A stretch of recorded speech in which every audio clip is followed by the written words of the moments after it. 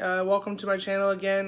Today I'm going to do a review on Bloodshot. Bloodshot is the new movie out by Vin Diesel. Just came out this weekend, saw it last night, so I want to give my thoughts.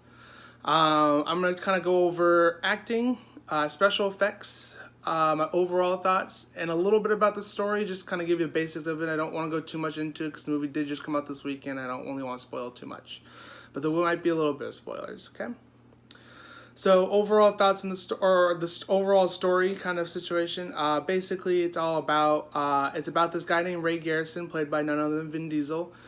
He's a military soldier who is sent out on a mission, and he kind of is like supposed to be this like action hero type of person, where he just kind of like goes in and does whatever he wants. He's the guy who's like, oh, I'm gonna take it all on my own and stuff like that. And so when he does his mission, he completes it.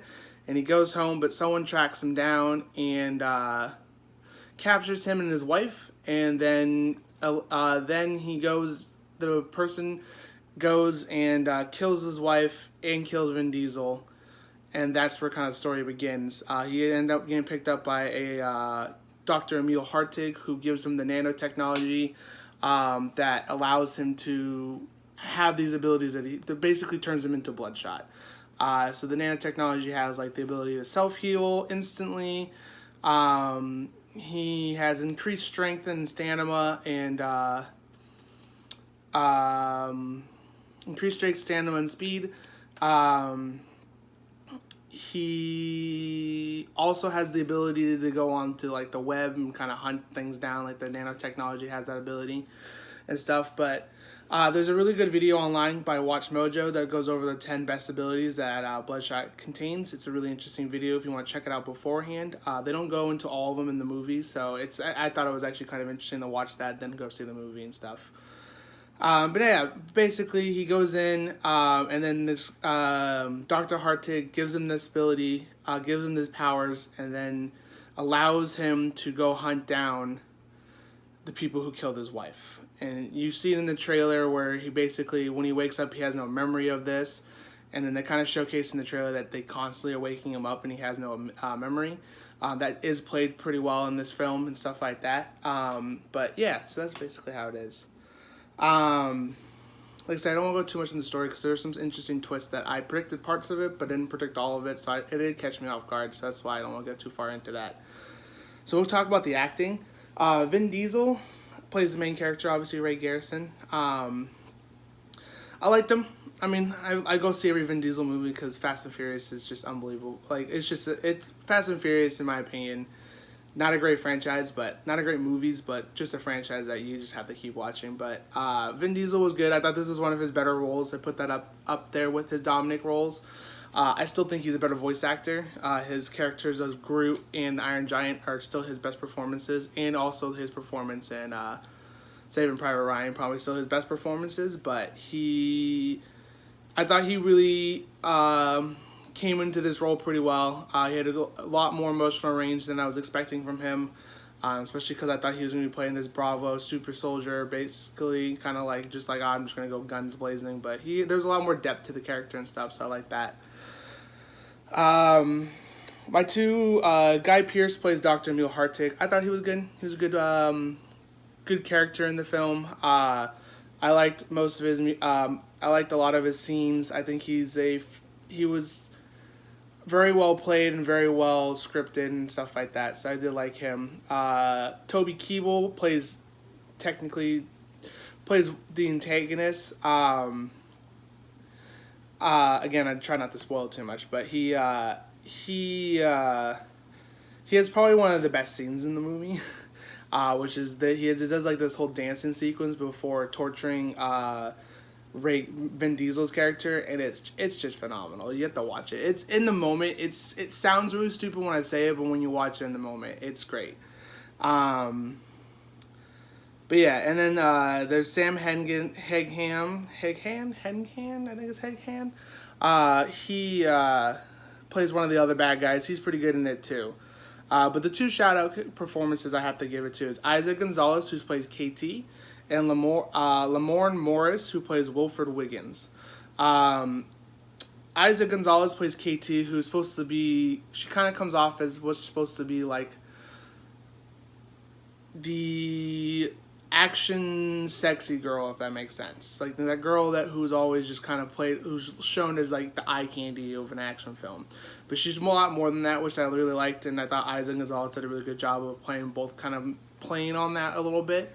But I thought her character was really good. And then, of course, my opinion, Lamorne Morris as Wilford Wiggins was the standout performance. Every scene he was in was hilarious. I thought he was great. I wish we could have saw more of him, because I think his performance was one of the best in the film. But that's my overall thoughts on the actors.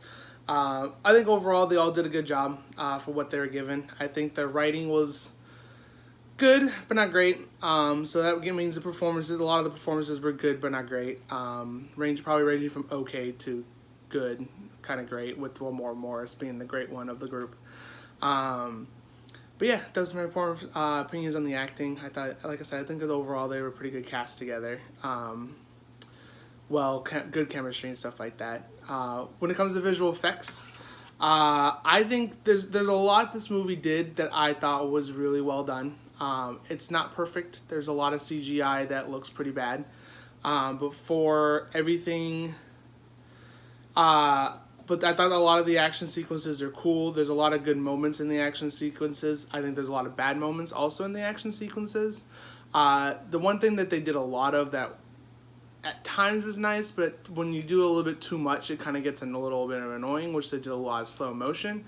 You see it in the trailers, and it does come into the movie itself. And I feel like the director just decided that that's the way to do it because of the way to showcase his powers, in order to show the healing factor of the abilities and everything like that. I think they had to slow down the action to make sure you could see, like, you see his, like the shot in the trailer where his face comes off and then it comes back in. That was all done slow motion, so you could see the stuff come off his face and then the nanites come right back onto his face and stuff. So I think,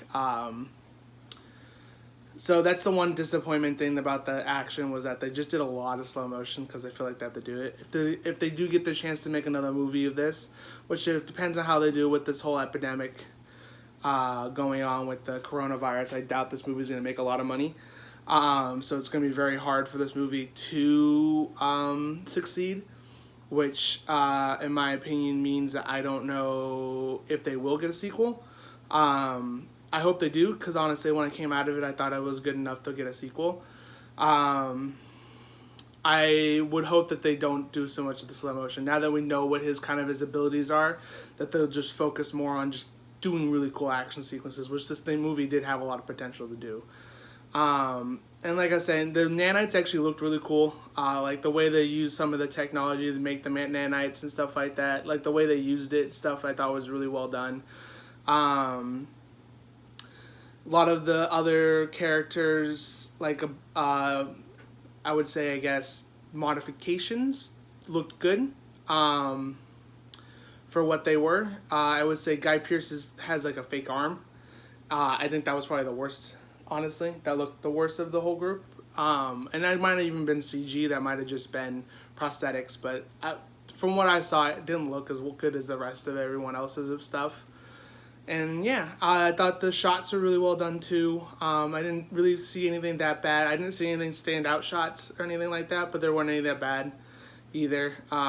There's a sequence inside a tunnel that has a lot of red and black, and I think that was a really cool shot. I think that was really well done, but other than that, I think camera-wise and shots-wise, they're pretty average for an action film. Well, and then last, we'll talk about my overall thoughts. So how I'm going to do this is I'm going to rate it on three ways. Either A-list buy, stream it, skip it. That's how I'm going to do it. A-list or buy the tickets. If I feel like you should be able to go to this. If you have A-list, I would say it's going to be a little bit more tricky to kind of explain this one, because it's kind of like if you have A-list, then obviously you can go see pretty much anything, but whether or not you should go and basically buy a ticket in the movie theater to go see this, wait till it comes out to streaming, or just skip it altogether.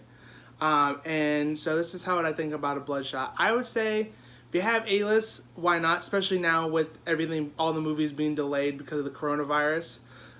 There's not going to be a lot in theaters as new. So might as well go check it out. If you're looking to see a movie, if you're looking to get out of the house during this, during the kind of everything kind of just going away and closing down for this virus. Might as well go to, if you decide to go to the movie theater because they will stay open, go see Bloodshot. Other than that, I'd probably just wait till streaming. If you're trying to buy, I wouldn't buy a ticket to go see this film. I would probably wait till it comes out to streaming services like Amazon or Hulu or Netflix, and check it out then. But yeah, like I said, I really liked it. Like, I came out of it and I was like, man, this is actually a pretty good movie. I just think that paying for a ticket to go see a B-rate action film nowadays is kind of really not worth it. Especially with ticket prices and stuff like that. I think that you could wait on this one and you'll still be fine. But if you have A-list, or like I said, because of the whole coronavirus, if you got nothing else to do, might as well go check this one out. I think this was a good, like I said, I had a good fun time with it. I didn't get bored at any point in the film.